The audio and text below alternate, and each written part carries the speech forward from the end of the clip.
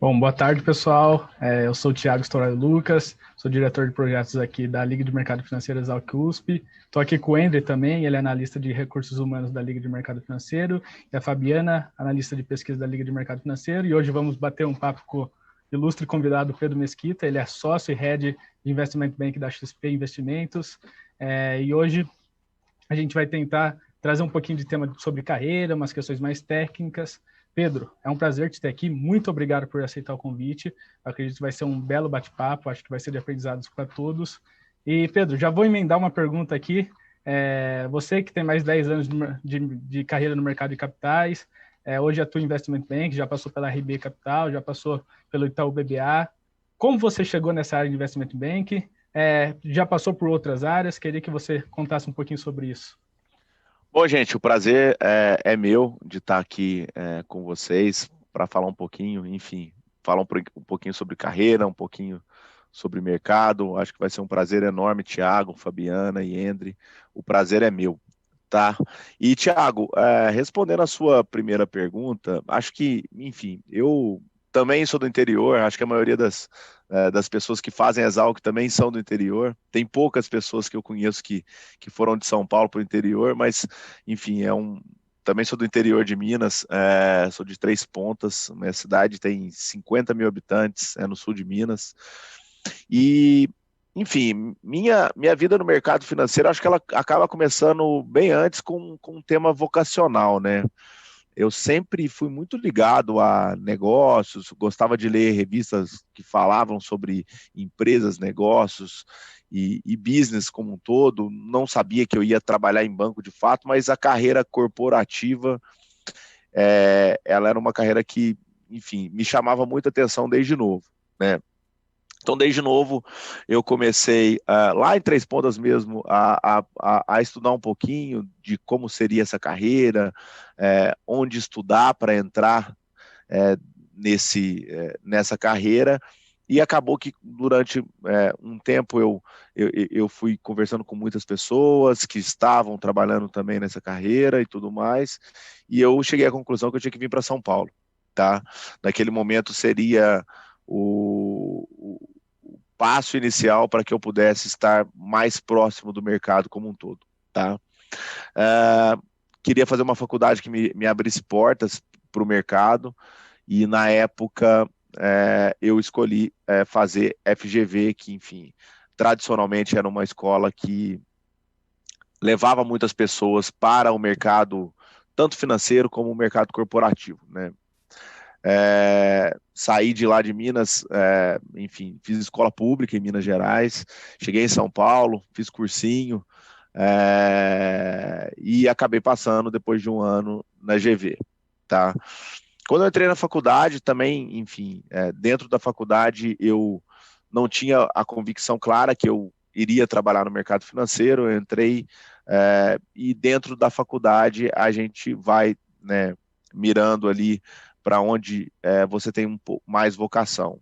A carreira do mercado financeiro é uma carreira mais dinâmica, né? Uma carreira de mais intensidade, uma carreira que muitas vezes te proporciona um crescimento mais rápido do que outras carreiras corporativas. Você tem uma possibilidade meritocrática maior, na minha visão, e eu acabei iniciando meus estágios no mercado financeiro, tá? Mas não foi tudo maravilha, muito pelo contrário. Eu lembro, meu primeiro estágio, eu entrei numa asset e fui trabalhar como analista, né, estagiário, analisando perspectivas de investimento. E nunca foi a minha praia, pelo menos hoje eu tenho uma convicção grande disso. Assim, todas as pessoas elas têm que entender um pouco do seu perfil e obviamente, claramente, vale a pena ir levando a carreira para onde você tem mais vocação, né? E eu não, eu tenho um perfil mais comercial do que um perfil analítico. Eu sou melhor com pessoas do que com efetivamente entendo de números, mas não é aonde a minha praia, onde eu me sinto mais à vontade não de números, mas de analisar muito, de ler muito, de fazer muito a parte técnica. Eu sempre tive um perfil mais ligado ao comercial e não gostei do meu primeiro estágio, então saí de lá com, enfim, com 1 milhão de dúvidas na cabeça se realmente eu deveria seguir a carreira no mercado financeiro. E desde então eu passei por um momento ali que eu fiquei com muita dúvida sobre o que fazer e eu acabei ficando um tempo sem fazer estágio, uns 6 meses, e acabei entrando num estágio no Itaú BBA. Na época era um estágio, era para trabalhar em alguns processos do banco, não era o processo de trainee ainda, e foi justamente no momento da crise de 2008. Então, piorou ainda mais a minha situação, porque eu estava prestes a me formar, eu não tinha convicção do que fazer dentro do mercado, se eu queria trabalhar em empresa, se eu queria empreender, se eu queria trabalhar no mercado financeiro. A minha primeira experiência, como eu disse para vocês, não foi uma experiência muito bacana, eu tinha ficado com muita dúvida na cabeça. E aí, dentro do banco, eu não trabalhei na área comercial, mas eu via um pouco de como era a carreira de um banker, de um analista dentro do mercado que fosse da área comercial. Isso me chamou mais atenção. Eu comecei a ver o ritmo de trabalho, a rotina, a reunião com o cliente, a questão de encantar o cliente, de trazer o negócio para dentro de casa, de fazer o negócio acontecer. E isso, na época, me chamou um pouco a atenção e eu resolvi tentar trilhar uma carreira na área comercial. Mas não era simples, porque eu era um mero estagiário, prestes a me formar, ainda com pouca experiência, e não é de uma hora para outra que você acaba entrando na área comercial de um grande banco como é o Itaú BBA. Então, naquela época teve um percalço grande, porque como teve a crise, eles ficaram um tempo sem contratar, ficaram um semestre, pelo menos pelo que eu me lembro, sem fazer o processo de trainee, e eu estava aguardando meu estágio se encerrar para eu entrar no processo de trainee do banco e aí poder galgar, almejar aí uma posição em áreas comerciais, em áreas de negócio, né? Nesse momento, eu acabei tendo que até postergar minha formatura por 6 meses, porque, enfim, o mercado estava caótico e eu ainda precisava do meu salário ali de estágio no banco para poder, em tese, ajudar a sobreviver aqui em São Paulo. E eu posterguei até minha formatura por 6 meses, né? Postergando o TCC na época. A vida como ela é, pessoal, não tem nada que é só. Todo mundo acha que a vida chegou na carreira e está numa posição de destaque, muito pelo contrário. Então, nessa época, eu posterguei minha formatura. E aí, sim, eles abriram um processo de treino do banco, mas na época eu não sabia se eu ia passar no processo de treino do banco. Eu comecei a ampliar meus horizontes e eu comecei a prestar, enfim, fazer entrevista em outros lugares.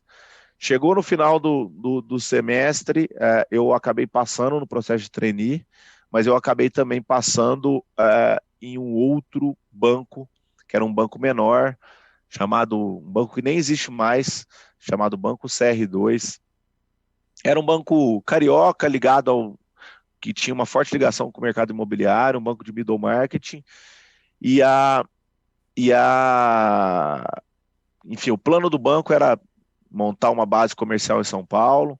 Eles estavam contratando pessoas jovens com perfil e, enfim, me fizeram uma proposta e eu acabei passando também no processo de trainee do Banco Itaú BBA. Então, fiquei com a cabeça também cheia de perguntas e dúvidas.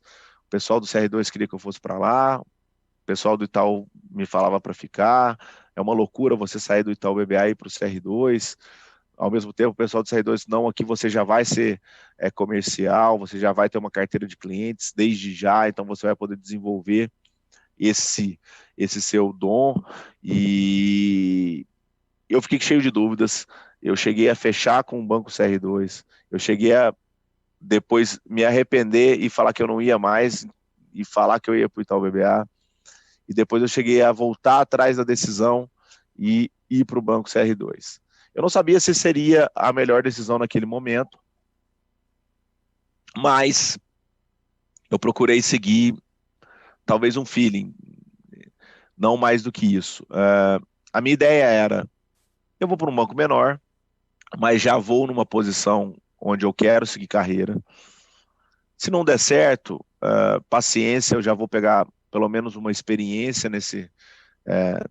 em áreas comerciais e, enfim, resolvi arriscar. Fui para o Banco CR2. Foi difícil porque, enfim, apesar de ter encontrado pessoas maravilhosas que inclusive trabalham comigo hoje, pessoas que, enfim, tá muita relevância no mercado. O banco era um banco pequeno, onde era difícil fazer negócio, onde era difícil crescer como profissional. O banco andava um pouco de lado. E eu, após um tempo no Banco CR2, eu comecei a me questionar se era aquilo realmente que valia a pena ou se eu deveria procurar alguma outra instituição. E aí que começa as coisas que você vai planejando na vida começam a fazer sentido, né? Eu tinha plena convicção que eu tinha feito, enfim, uma péssima escolha quando eu saí, quando eu não entrei de fato no processo de trainee do Banco Itaú BBA e fui para o Banco CR2. Mas, enfim, naquele momento eu já tinha tomado a decisão e foi então que eu comecei a estudar, tentar me certificar. Foi na época que eu comecei a estudar para o CFA, acabei fazendo o primeiro módulo e foi aí que eu acabei encontrando a RB Capital, que era uma casa já ligada a mercado de capitais, então não era um banco, era uma casa que fazia operações para o mercado de capitais, operações na época de dívida, e era uma casa que estava em ascensão naquele momento. E eu, enfim, passei na entrevista e resolvi trilhar esse novo caminho na minha carreira, né? Eu fui para a RB e dentro da RB eu digo que foi um lugar que eu aprendi muito. Lá foi talvez minha segunda faculdade ou a minha primeira, porque acaba que dentro da faculdade você vê muita coisa, mas de fato você vai aprender muita coisa quando você está no mercado, quando você trabalha. Então, eu digo que lá foi uma grande escola, tá? Porém, eu passei, acredito que foi uns 3 anos e meio, quase 4 anos lá, mas as perspectivas, e aí, se foi, por um lado, um lugar que eu aprendi muito e me criei como profissional, também era um lugar de difícil ascensão, meritocracia, também com uma sociedade já consolidada, onde, enfim, o modelo de negócios também não era um modelo de negócios muito escalável, e naquele momento depois de 3 anos e meio na empresa, eu nunca tinha procurado outra coisa, eu resolvi analisar um pouco o mercado. Foi aí que apareceu a XP na minha vida. A XP apareceu por um acaso, tem um grande amigo meu e sócio da companhia que já estava aqui há algum tempo. Um dia eu fui correr no parque com ele e falando um pouco sobre carreira, um pouco sobre as perspectivas, um pouco sobre as ansiedades daquele momento. Ele comentou comigo que a XP estava iniciando um projeto na área de mercado de capitais, que tinha muito a ver com o que a RB fazia no passado, e ele me colocou para conversar com a pessoa que estava iniciando esse projeto aqui na XP, tá? Tive uma conversa com essa pessoa, foi um bate-papo muito bom, porque, enfim, basicamente eles procuravam um profissional que tinha, enfim, as minhas características naquele momento do tempo, e eu também, como, enfim, vocês já puderam notar, pelas minhas decisões, eu sempre tomei muito risco e eu resolvi naquele momento que era o momento de tomar o risco, que eu era jovem, a XP era uma empresa promissora, muito longe do que a XP é hoje, mas enfim, eu acreditei no projeto e resolvi embarcar aqui na XP, tá? No início, era um projeto, tinha umas 6 pessoas na área, mais ou menos. Era um projeto para basicamente fazer, né, dívida no mercado de capitais, fazer o processo de DCM, que a gente fala. A XP ainda era pouco conhecida no mercado, eu brinco que naquela época a gente caçava de estilingue. Então, você ligava numa empresa para fazer um negócio, a empresa, mas a XP faz negócio corporativo, a XP não é uma corretora, ou quem é a XP? E a gente, né, com muita resiliência, ia atrás dos clientes e vendia a XP, porque a XP tinha um formato diferente de todas as outras casas do mercado financeiro. Ela tinha, naquela época, se não me engano, eram 100 mil clientes. A gente estava chegando a 20 bi, não tinha nem chegado a 20 bi sob custódia. E o projeto era utilizar essa base de clientes, né, para que a gente pudesse vender nossos produtos e, do ponto de vista do cliente, para que eles pudessem investir em produtos diferenciados, né, as operações de mercado de capitais. E aí, as coisas acabaram acontecendo de uma maneira muito rápida. A gente começou a trabalhar com as empresas que não eram tão visadas pelo mercado, porque era onde a gente conseguia ter uma entrada, mas que eram empresas boas, talvez pouco conhecidas pelo eixo Rio-São Paulo. Então a gente procurou muito ir para o interior, a gente procurou muito fazer os CRAs, né, que são os certificados de recebíveis do agronegócio, que, enfim, os CRAs eram pouco explorados no Brasil naquele momento.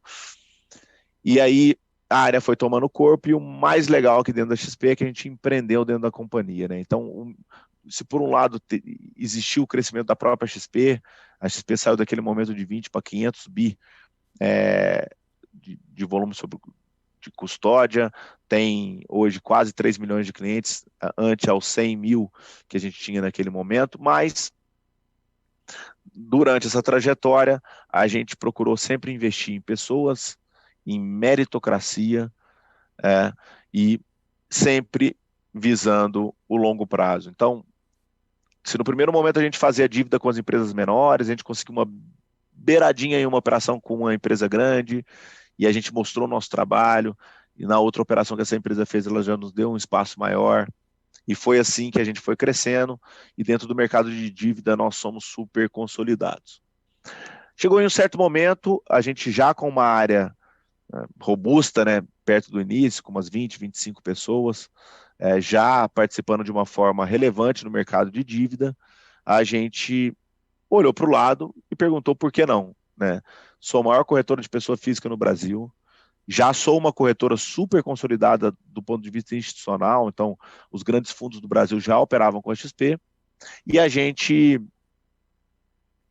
perguntou por que não a XP não pode fazer IPOs, porque a gente não pode participar também das operações de equity, não só das operações de dívida. Foi aí que um grande cliente, amigo, hoje, nos deu a nossa primeira oportunidade de fazer um IPO. Confesso que a gente não tinha a melhor estrutura do mundo, confesso que a gente ainda não era o banco de investimento respeitado que a gente é, mas a gente sempre foi muito guerreiro, e a gente sempre tomou risco, e a gente foi na raça, exatamente como o livro do Guilherme. Então a gente fez o IPO da Movida, a gente era um dos bancos, a gente ainda tinha um percentual pequeno, mas o Fernando quis nos dar, Fernando Simões, o fundador da empresa, gostava muito do nosso trabalho, a gente já tinha, por meio de outras operações, por isso que eu falo que tudo é uma construção de longo prazo, a gente já tinha mostrado do que a gente era capaz, e ele brigou com todos os bancos que estavam na operação para nos dar uma oportunidade. E a gente fez o que a gente conseguia fazer na época, com menos estrutura que os outros bancos, com menos track record, mas com muita vontade e com muita resiliência. E foi assim que a gente encantou o cliente. A partir desse primeiro IPO, você já não é mais o banco que nunca fez, você consegue uma segunda operação, depois você consegue uma terceira, e aí esse mercado é um mercado onde, como no Brasil o mercado não é tão grande, se você faz um bom trabalho com uma empresa, essa empresa te indica para outra empresa, que te indica para outra empresa. Então, a visão de cliente, de encantar e de longo prazo sempre esteve dentro da gente, e a gente foi aos poucos, e aí aos poucos não, eu digo de maneira muito rápida, a gente foi o banco de investimento que mais cresceu dentro desse mercado de uma forma exponencial. Se em fevereiro de 2017 nós fizemos o nosso primeiro IPO como banco coordenador, a gente deve terminar esse ano aí entre os 3 maiores bancos de investimento do Brasil, o que nos dá muito orgulho. Então, basicamente, dentro dessa trajetória, nós começamos a cada vez mais mostrar o nosso trabalho. Acho que é importante aqui até falar da nossa primeira liderança em uma operação. Nossa primeira liderança de uma operação veio exatamente pela percepção de trabalho que o cliente tinha da gente. A gente tinha participado da tentativa do IPO do Banco BMG como um dos bancos, não como banco líder. A transação não aconteceu, mas ela, enfim, foi até o final, onde a gente ainda tinha esperança de conseguir os investidores e a gente não conseguiu. E o banco avaliou todos os participantes daquele sindicato, gostou muito do nosso trabalho e depois de 6 meses o mercado melhorou e eles resolveram fazer um outro IPO. Eles trocaram o sindicato, trocaram os bancos, principalmente os bancos que eles não tinham ficado muito satisfeitos com o trabalho e nos promoveram a liderança. Foi a nossa primeira liderança numa operação. Né? Você nunca vai ter track record de liderança se você não tiver liderado. Então, é sempre aquela dinâmica do cachorro correndo atrás do rabo, ou seja, você tem que, enfim, quem vem primeiro, o ovo ou a galinha, você tem que liderar uma operação. Então, a gente conseguiu liderar essa operação por conta dessa história que eu contei para vocês. E aí, hoje, a XP, aí, através do trabalho, através de como a gente faz as coisas, conseguiu uma posição de destaque também nesse mercado de equities. E aí, também a mesma história em fusões e aquisições, tá? A gente também começando pequeno, hoje já com uma posição relevante no mercado e com muito trabalho, muita resiliência, com muito foco no cliente, com muita meritocracia interna, a gente chegou até aqui e hoje é um dos principais bancos de investimento do Brasil. Muito bacana acompanhar a sua história, Pedro. A gente vê realmente que o mercado financeiro não é como a maioria pensa, né? É uma ascensão direta e crescente, tem seus altos e baixos. Você comentou um pouquinho da sua graduação, que foi na FGV, e hoje, como o mercado financeiro tem crescido, claro, ele ainda não é grande e desenvolvido, mas já tem dado seus primeiros passos no Brasil, muitos jovens têm interesse, né, em entrar nessa área do mercado financeiro. E a questão da graduação é algo que pesa bastante. A gente sabe que tem as graduações mais tradicionais, né, economia, administração, algumas engenharias também são bastante fortes dentro do mercado financeiro, mas isso hoje importa muito. Você que acompanha mais de perto essa parte da empresa, assim, você tem visto as contratações. Hoje importa essa parte da graduação ou a experiência da pessoa, né? Todo o passado que ela tem vai ser mais importante. Olha, André, eu vou te falar que a graduação ela é uma porta de entrada, né? Quando você pensa em mercado financeiro, né, você tem que, né, na maioria, não tem como você não ser bom com números, você não gostar de números, né? Por mais que você seja mais comercial, mais analítico, você tem que pensar rápido, pensar em números, fazer conta rápido. Então, o mercado financeiro demanda um gosto por números, pela lógica, né? Dito isso, essas carreiras, né, de engenharia, de administração, de economia, são as carreiras onde você vai encontrar os profissionais que têm mais vocação para estar no mercado financeiro.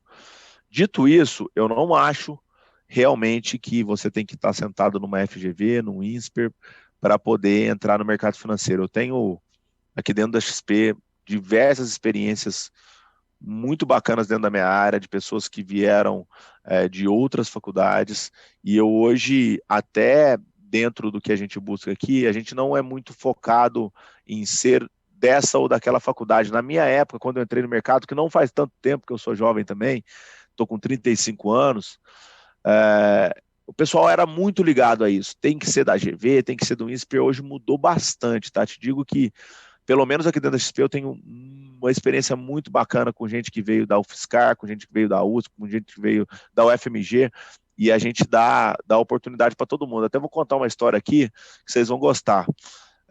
Eu tenho um estagiário hoje que, enfim, ele é sobrinho de um amigo de Três Pontas, e esse meu amigo me falou um dia: Pedro, meu sobrinho está no primeiro ano de engenharia na UFMG em Belo Horizonte. E ele adora mercado financeiro. Você não arruma um estágio de férias para ele na XP, não? Isso é bacana. Me passa o contato dele.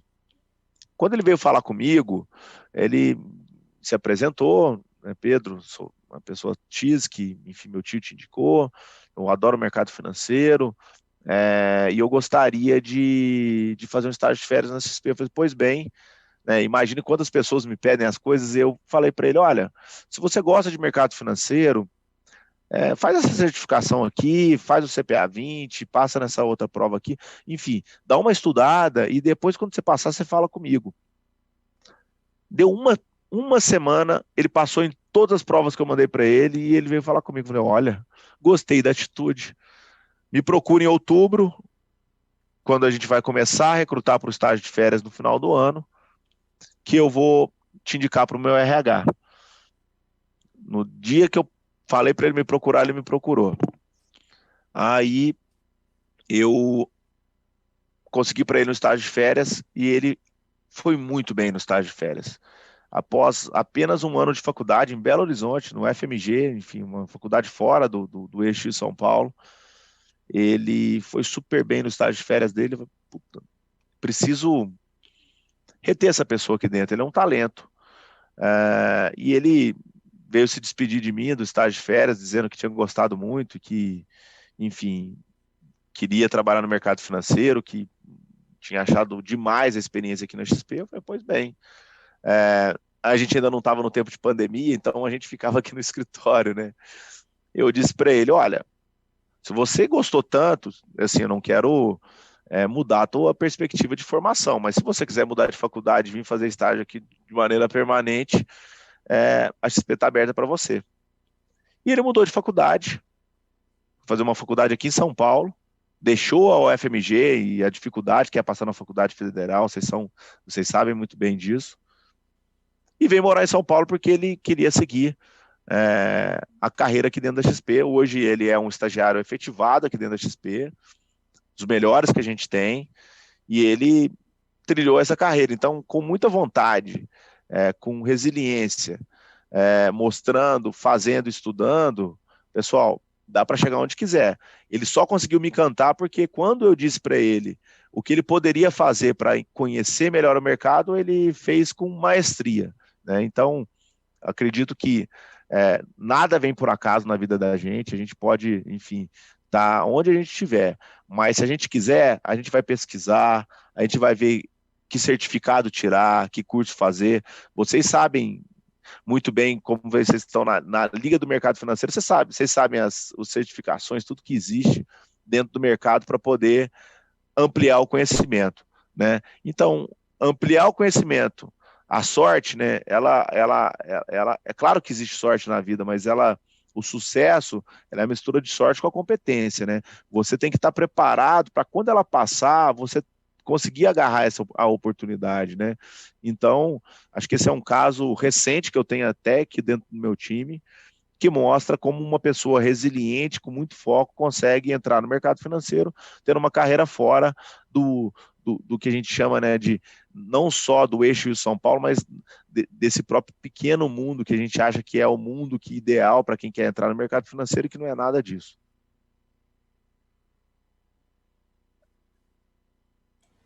Bacana, Pedro. Você falou bastante, né, agora de certificação. Que conselho que você daria, por exemplo, para alguém que está aí na graduação, né, tem interesse nessa área de investment banking? O que você diria para ele se destacar, né, nessa área de grupos de extensão, se ele conseguir entrar num estágio? O que faria ele se destacar numa área que é tão competitiva? E também queria saber também o que você acha dessa questão da certificação. É legal o profissional já ir preparado para o mercado de trabalho já com essa certificação? Ou você diria que seria melhor ele primeiro entrar e depois, com um tempo maior, fazer, né? Depois que ele já tiver uma certa experiência, pensar nessa certificação?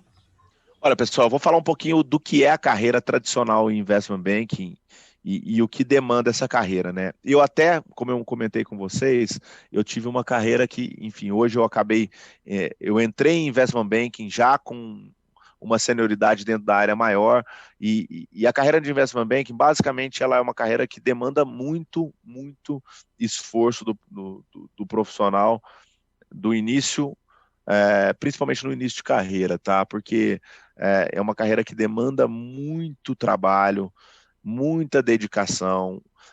As operações, elas são operações, né, que a gente faz, né? Então a gente vai fazer dívida com as empresas, a gente vai fazer M&A com as empresas, a gente vai fazer o IPO das empresas, enfim, são muitos materiais, muita apresentação de PowerPoint, conhecimento das indústrias, modelagem, Excel, número, então, e muita dedicação, porque as empresas, elas demandam os trabalhos, e você tem que entregar com muita celeridade, então acaba que demanda-se uma carga horária maior do que na maioria das outras áreas, mesmo no mercado financeiro, finais de semana, feriados, mas ela é uma carreira que recompensa do ponto de vista financeiro, e você também vai trilhando a carreira dentro do investment banking, e cada vez mais você vai participando das discussões mais estratégicas, mais comerciais, vai ficando cada vez mais na frente do cliente, e você vai mudando o perfil de um perfil mais analítico para um perfil lá na frente, na maioria das vezes um perfil mais comercial, tá? Como é uma carreira muito desejada, como tudo que é muito desejado, demanda e oferta, né, pessoal? Muita gente boa quer entrar, acaba tendo um filtro maior do que outras vagas, tá? Mas também não adianta não ter o dom, porque não adianta nada o profissional entrar dentro dessa carreira e não gostar do que faz, porque nada que você não gosta do que faz dá certo. Então, a questão de tirar ou não certificação vai muito do que é a pessoa. A certificação ajuda? Claro que ajuda. Claro que ajuda você chegar numa entrevista já tendo feito alguma coisa. Tudo ajuda. Qualquer experiência ajuda. Do mesmo jeito que se você já tiver estudado muito, também ajuda. Agora, como é uma carreira, como eu falei, demanda e oferta. Muita gente quer entrar e o pessoal de muito boa formação, de um intelecto muito de alto nível, quer entrar, acaba que quem chega mais preparado vence. Então, estar preparado sempre, independente de ter ou não uma certificação, tá? É claro que tudo que você consegue se preparar e mostrar faz sentido. Então, quanto mais, melhor. Agora, quanto mais conhecimento também, melhor, tá? É uma carreira que você não consegue chegar numa entrevista sem ter muita, pelo menos, saber o que te espera, né? Então, demanda-se bastante, e o quão mais qualificado o profissional chega na hora da entrevista, melhor. Bacana, Pedro. Acho que deu para ter bastante noção, assim. Questão da certificação em si que você falou, você acha que tem alguma específica que você recomendaria para quem está começando, por exemplo? Olha, quem está começando, enfim, as certificações, elas variam muito do que a pessoa quer fazer dentro do mercado financeiro, mas falando em investment banking, de fato, você vai precisar de uma base de corporate finance boa, tá? Eu acho que uma certificação, que é uma certificação difícil, que é uma certificação que demanda bastante estudo, mas que quem consegue terminar essa certificação acaba ganhando uma grande bagagem, é o CFA, tá? Eu acho que é uma certificação que vai demandar um conhecimento e um estudo grande por parte do profissional, tá? E eu acredito que é uma certificação que credencia bastante as pessoas que querem galgar um espaço num banco de investimento relevante, tá? Por quê? Porque além do conhecimento que existe dentro daquele material, a pessoa que conseguiu tirar aquela certificação mostrou que ela é uma pessoa que tem muita disciplina, porque são muitas horas de estudo, o material é muito denso, são 3 fases, demora bastante tempo para a pessoa conseguir entrar, e existem também as fases, né? Existe a fase 1, a 2 e a 3, então eu acho que é uma certificação que, enfim, das que eu conheço do mercado, é as que mais credenciaria uma pessoa que queira trilhar uma carreira em investment banking, tá? Falando especificamente do mercado de IB. Perfeito, Pedro. Vou tentar adentrar um pouquinho mais na cultura da XP agora, que eu acho incrível. A XP, ela está tentando aumentar o número de mulheres, ela está olhando bastante para esse lado de diversidade e inclusão. O Guilherme Benchimol está toda hora falando nisso. Inclusive, um abraço para o Guilherme, ele não pôde vir no evento, mas gravou um vídeo para nós, uma pessoa extremamente humilde, assim. E também o José Berenguer, depois eu queria que você comentasse um pouquinho como foi a entrada dele no banco, que é uma pessoa de experiência, mas vamos comentar um pouquinho agora de diversidade e inclusão, como que está sendo isso na área sua de Investment Bank, na XP como um todo. Estou vendo que vocês estão olhando bastante para isso, gostaria que você comentasse um pouquinho sobre isso. Olha, que legal, vamos falar um pouco da nossa cultura dentro do IB, dentro da XP, tá? O nosso IB é um pouco diferente da maioria dos IBs do mercado, tá? Eu procuro ficar muito menos preso ao negócio de carreira, de cargos. Então, dentro do IB, não sei se vocês sabem, você tem um analista 1, depois o analista 2, analista 3, associate, VP, director, enfim.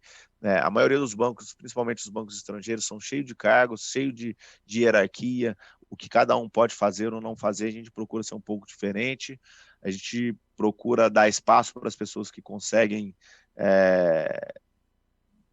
ganhar desafios. A gente tem cargos, mas a gente não gosta de ficar olhando para cargo para poder remunerar. A gente gosta de remunerar pela meritocracia e a gente é muito horizontal, ou seja, de A a Z do estagiário até a mim, todo mundo tem acesso a todo mundo pode dar opinião. A gente tem isso como uma cultura nossa e que dá muito certo, tá?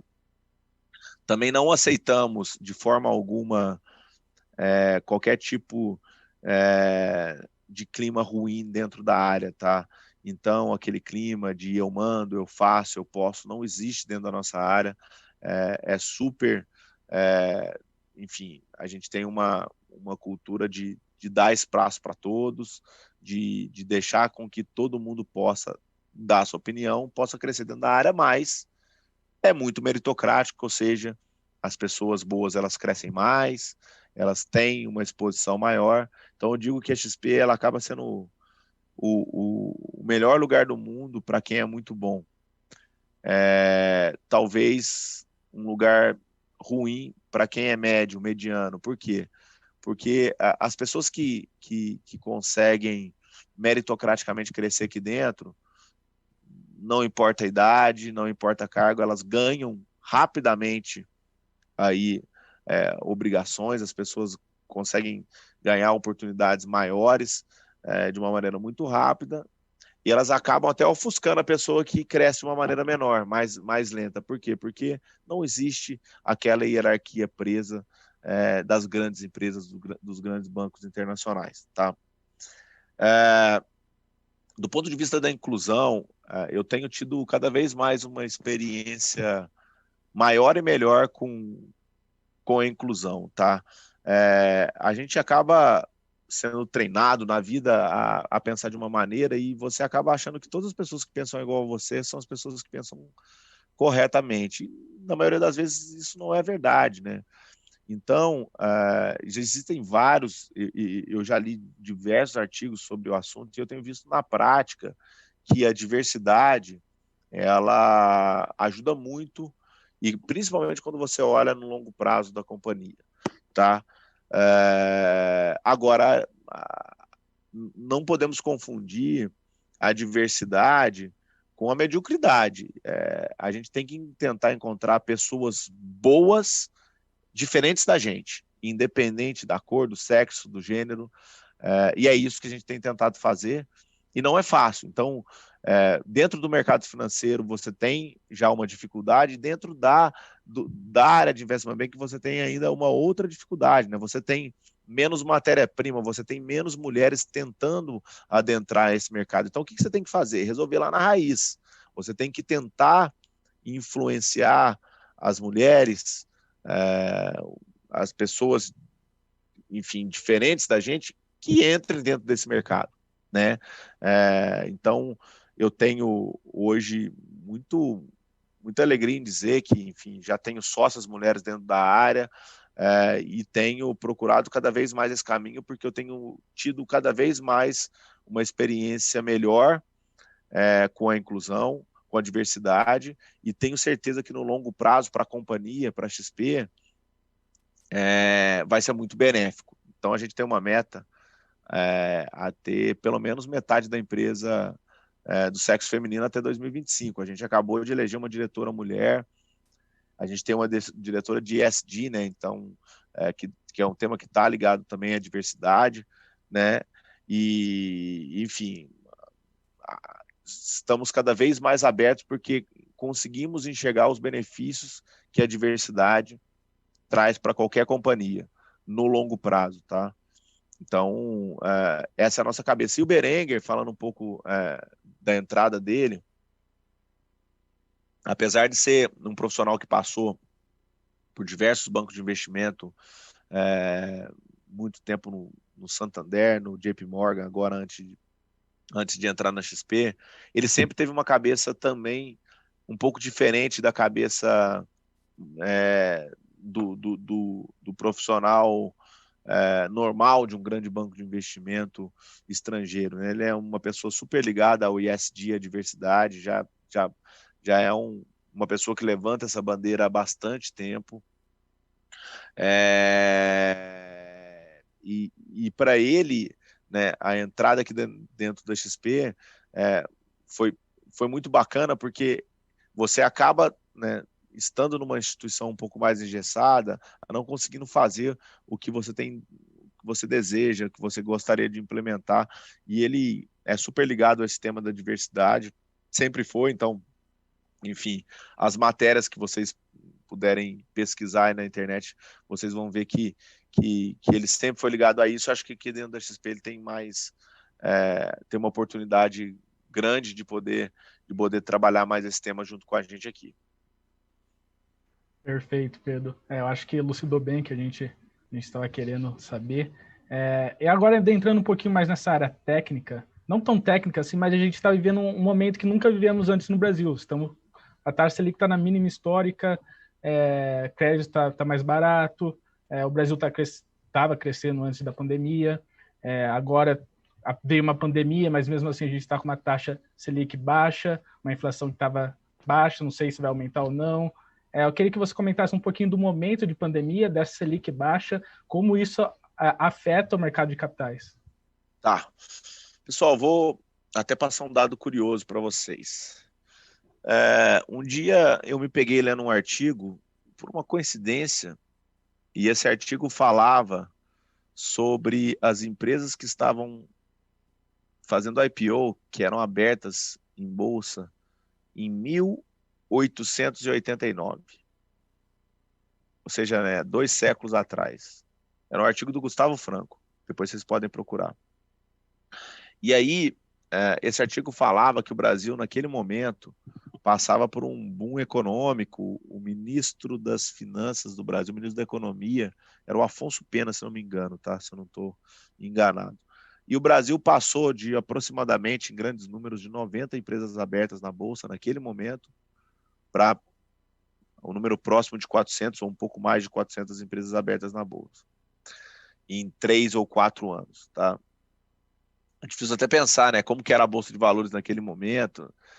O pessoal ia lá negociar os papéis, não existia nada eletrônico, nem meio de comunicação, telefone existia.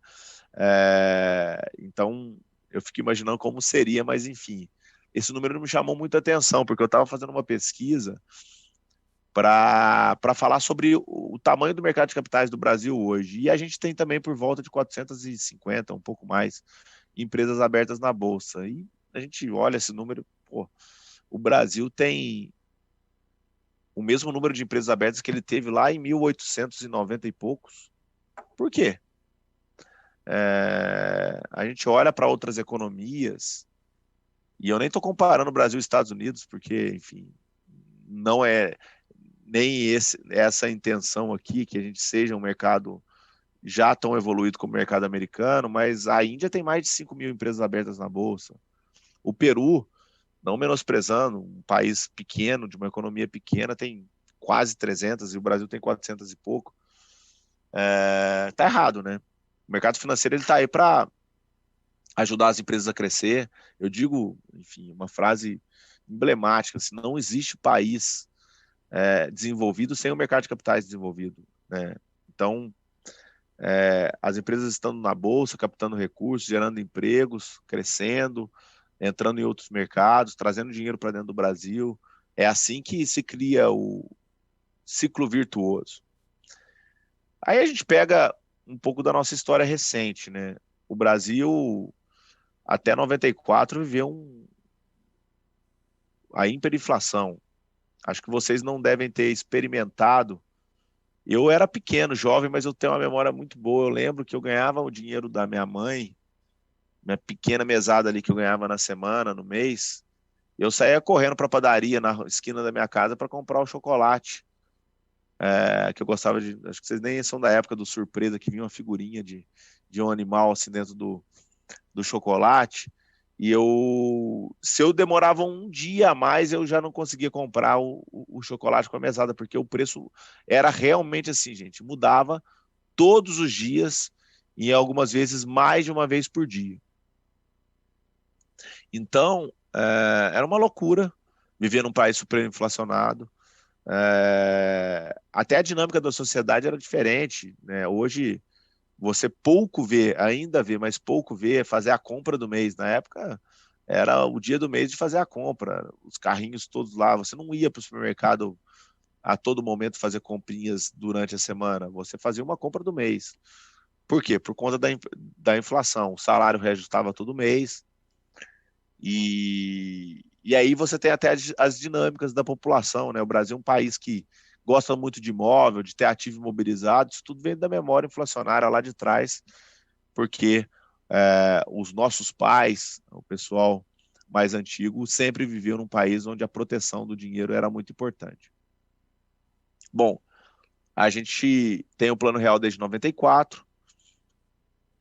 O Plano Real foi um plano que ajudou muito a economia brasileira, porque ele praticamente estancou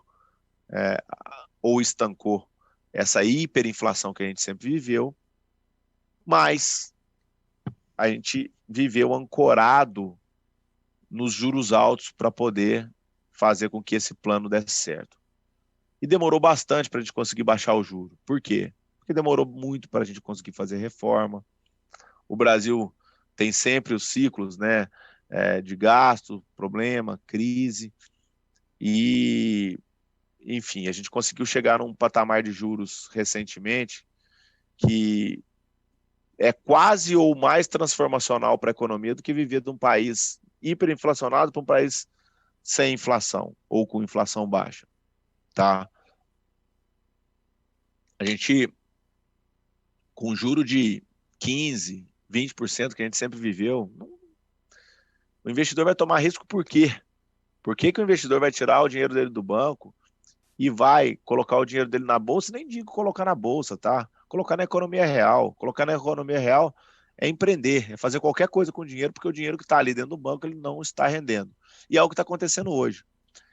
O pessoal está sendo forçado a tirar o dinheiro da renda fixa, da poupança. É uma loucura, né? A gente tem mais de R$1 trilhão na poupança. A poupança, ela rende negativo hoje, porque se a gente coloca a inflação na conta, ela tem rendimento negativo. E a gente tem mais de R$1 trilhão dentro desse tipo de investimento. É uma loucura. Mas isso vai mudar. Vai mudar se continuarmos com juro baixo por mais tempo. Porque não é de uma hora para outra que todo mundo tem aquele clique e que realmente eu tenho juro baixo, eu vou precisar colocar meu dinheiro na economia real. É claro que tem todos os riscos, a gente está vivendo uma pandemia, enfim, que atrapalhou bastante, mas se a gente tiver juro baixo, e nem digo que precisa ser um juro de 2%, mas juro baixo, por um período maior, você vai acabar tendo uma dinâmica de sociedade diferente da dinâmica que a gente teve, onde o dinheiro guardado, ele tem rendimento negativo, então você tem que fazer alguma coisa com o dinheiro. Tem que abrir uma loja, tem que construir uma casa para vender, tem que colocar na bolsa. De alguma forma você vai precisar render o seu dinheiro mais do que ele rende no banco, né? Então, respondendo a sua pergunta, Thiago, acho que a gente está vivendo um momento especial, está vivendo um momento que, se conseguirmos, e o Brasil só tem um inimigo.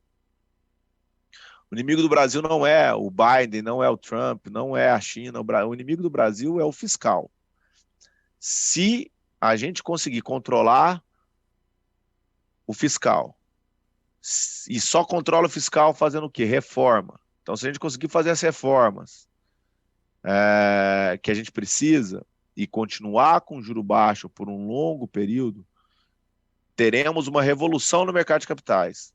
Talvez dobre, triplique, quadruplique o número de vagas que existe em Investment Bank. Investment Bank é o quê? Transação de empresa. É a empresa querendo fazer IPO, querendo emitir dívida, querendo fundir com a outra, querendo investidor, é um private equity querendo comprar uma participação em uma empresa.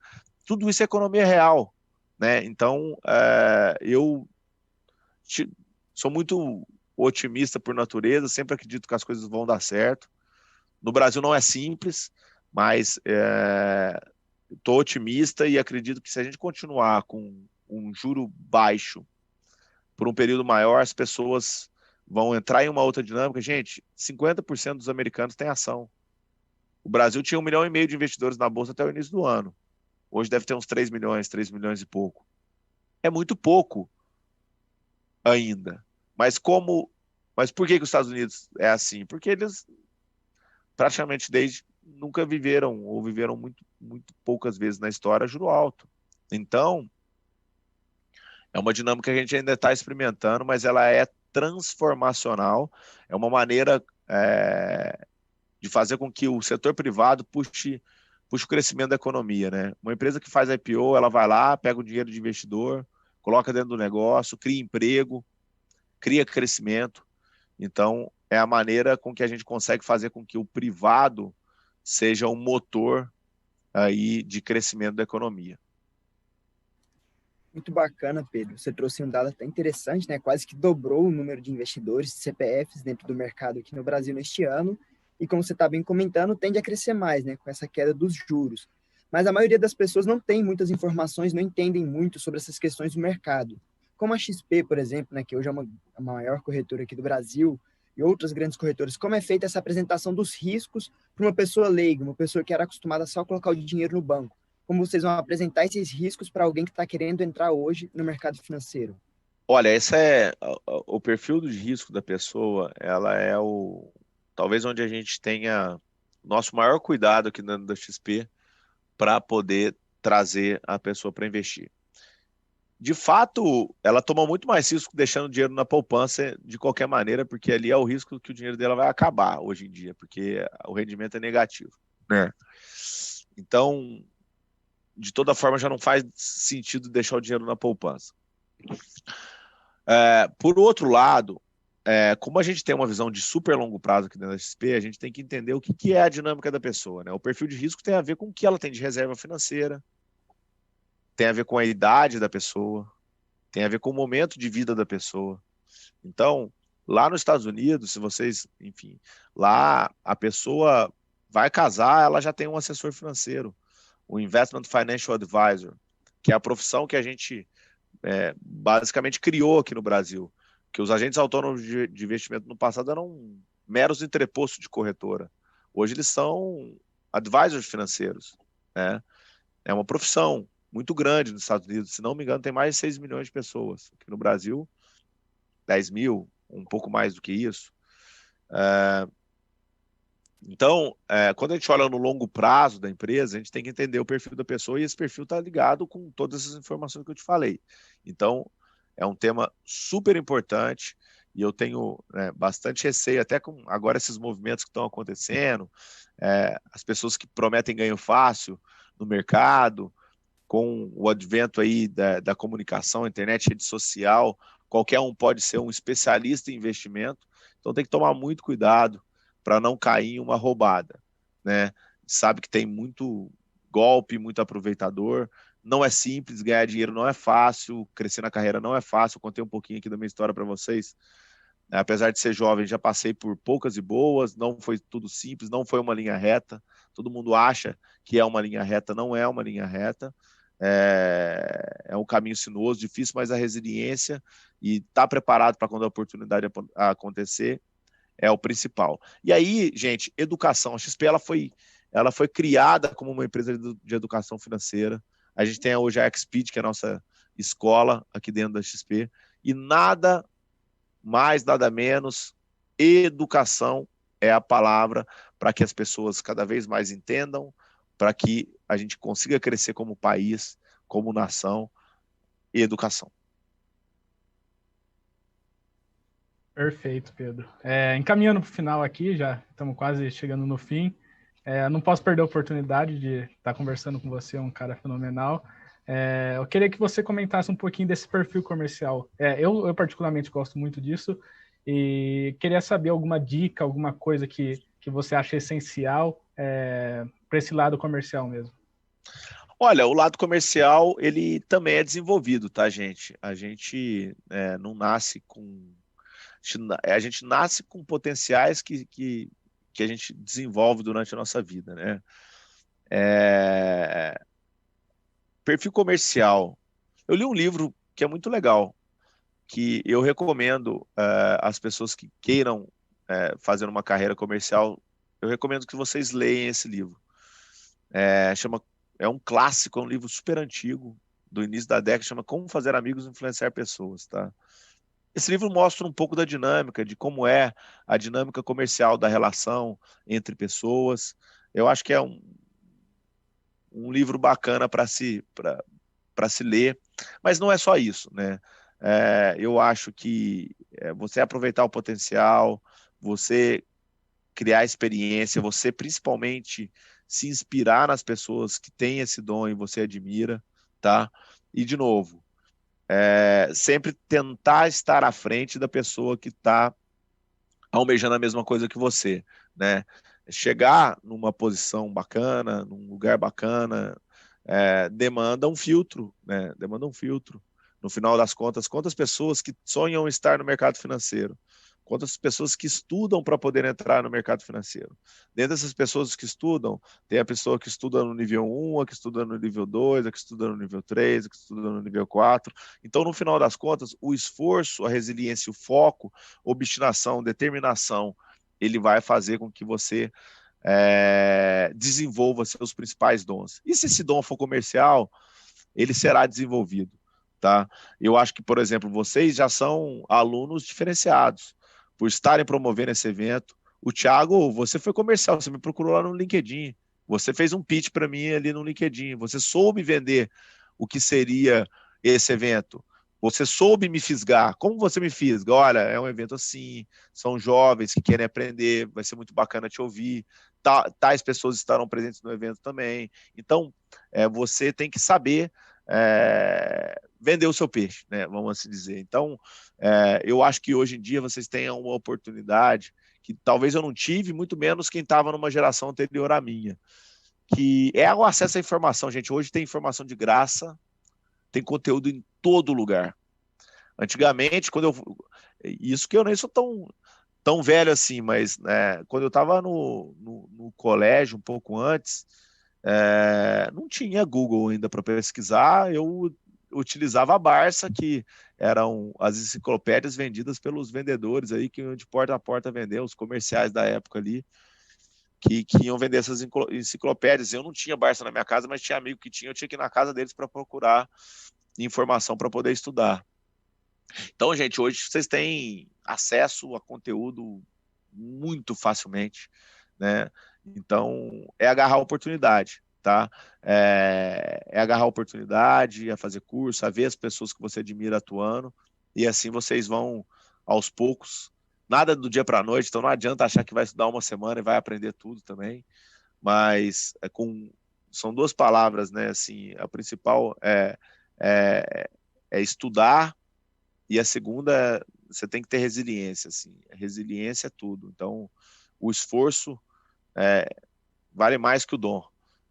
O dom ajuda, mas sem esforço nada acontece.